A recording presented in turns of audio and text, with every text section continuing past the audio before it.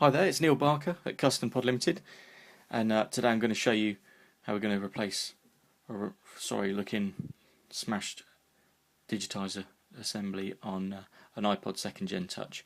It's the same method for the 3rd Gen Touch, and you can get the parts from our site www.appleipodparts.com, or we can repair it for you at www.custompod.co.uk. Right, so if you go to appleipodparts.com, you can get all the parts and the tools. We sell the toolkit with the non-marking tools, screwdrivers, little plectrums to help you gain access. Also, suction cup for allowing to remove the screen without hurting your fingers. And also, obviously, the spare parts. Now, this is the 2nd generation touchscreen digitizer assembly. Comes with the frame, home button, literally ready to go. Clear plastic on the back and on the front to keep the dust out. And we're going to open this up. Right, so obviously we sell the tools, but our secret weapons are these little razor scrapers. I wholly recommend you do not use these because they're dangerous and you can hurt your fingers. But these are the best tools for it, and obviously we use them all day long. And the best to gain entry. So, top tip, we're going to go in from the top. We're going to release. Obviously, there's a tip there. Also, get the new assembly, and you can see exactly where the clips that you're going to aim for to release the assembly. So it gives you a bit of a head start. We're going to release that top clip first. So you've got your device, obviously smash screen. We're going to go in from the top. Now get your thumb, mind the glass, get your thumb, we're going to pull down to try and make a little bit of a gap, make it easier for ourselves there.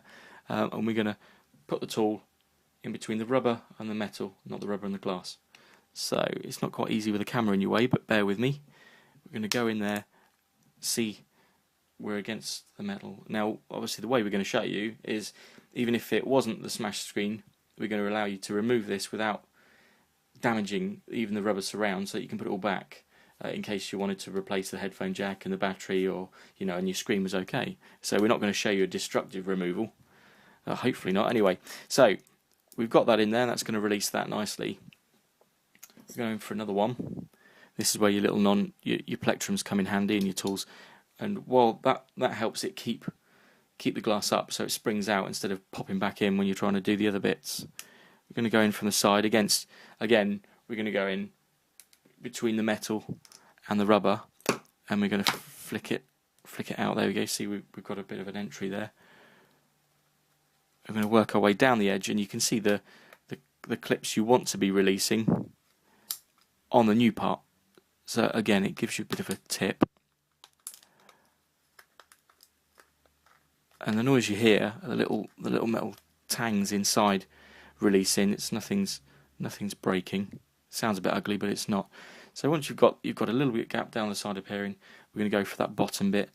I think what I'm going to do is maybe put that in again, just to sit there, to stop me from pushing it back in place. If it'll stay, it might not, because it's a bit, it's coming up quite nicely.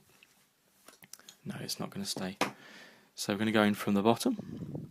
Again, use your thumb and pull back on it to try and get a bit of a gap. And there's two tags we're going to release on the bottom. I've got one, I think I've got the second there as well. Yeah, there we go. See, 2 tags there, and it's starting to come away. Be careful, don't put it too far because the cable's under there. So if you want to keep your screen, you don't want to damage that cable. So the hardest part is releasing this last edge, believe it or not, because obviously as the screen's coming up, it's putting more pressure on that corner for it. So you've got to keep it released, but not at too much of an angle, otherwise it's going to hurt getting the other side out. We're going to do the same again. Start at the bottom or the top, and we're going to go in between the rubber and the metal and just try and release. We're going to, in that sort of action, try and get in between the clips and pull it.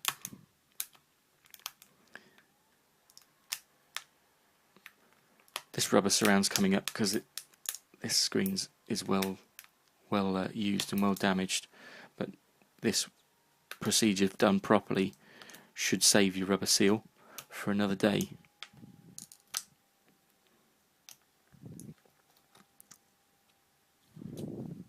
Let's try at the bottom.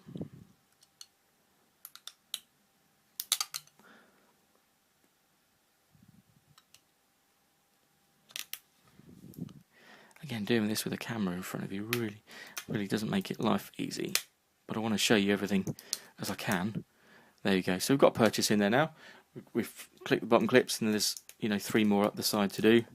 And you can slide up and work your way out. You can feel the clips in there, and I'll show you the clips firsthand, what you're up against. So you're going to open it that way, obviously, because the cable's the other side. So you'll split that as you open it. You've got your cable there, and simple job. All you need to do is get underneath the cable from sort of one direction and just ping it, and it pings straight up. So you've got your 2 halves there. What you're up against is these clips. What happens is, you see that there? As you push that in, I don't know if you can see that okay in the light. See that little clip? That clip goes between the LCD and that clip, so it goes in there. So what you're looking to do is you come in with your tool, you're looking to go not only between the rubber and the metal, but you're looking to slide in there and ping it out. You're pushing that clip out and then flicking the digitizer up. That's why you're making that movement. What you don't want to do is go in and then in between the casing and the clip, which you can do on some of these. See, for instance, that one. You can do that, and obviously you go in there and you're not going to reset. So that's why you've got to keep trying to get in, and sorry, I'm trying to keep it steady, in between, in front of that clip if you like, and then ping it out. Right, now you've got your 2 halves parted, you've got the smash screen removed, and you've got your screen here. So once that's wiped and free from dirt, give it a bit of a blow off, get the dust out of the way. You're ready to come in with a new screen. So I'll do this on a flat surface, it's easy that way. You're looking to put that connector, you've got to be careful with these connectors, because one false move and you tear that, it won't work. So you're looking to hold it as is over the connector, and then just try and slot it in. You know when it's there and in place, because there's a little bit of a, it's quite a firm clip, and it's at home. Give it a good press to make sure it's all the way in.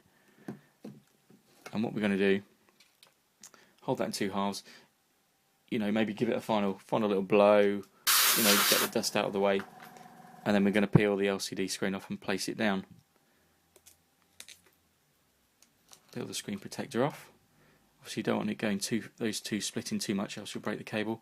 And we're going to go in by reverse. So basically we're going to come in like that, put that top clip in first. So once that's in, turn it over, check the screen before you install it, make sure it works. Yeah, it's all good. Great. So once that top edge is in, then you're going to push down the sides like this. So give it a really firm push, because those clips are quite tight, all the way down to the bottom. Work your way all the way up again, around to the top, and there you go. You can test the home button now, so the home button works. On off button, touch screen, all seems to work fine. So there you have it. You can obviously peel that off when you want. If there's any rubber sticks out from the moulding, sometimes there's a little bit of sort of extra rubber, you can easily just get your little non-marking tools and just push it back in like so. But all in all, there's your touchscreen repaired, and all working fine. Remember, you can buy all the parts at appleipodparts.com, and all the tools to do the job, or you can get us to do it, repair it for you. If you're not that way inclined, then go to www.custompod.co.uk, and we can do it for you. So there you go, one repaired iPod Touch. 2nd gen and 3rd gen, same guide, different parts. Obviously read our listings, because there is the 8 gig 3rd gen is really a 2nd gen parts, but the 32 and 64 gig 3rd gen is a 3rd gen. So there you go, from that smash screen to that fully working. I'm Neil Barker at Custom Pod, and thank you for watching. I hope this guide's been useful, and look forward to helping you in the future. Keep an eye out for our YouTube channel and all the other guides that we do. Bye bye.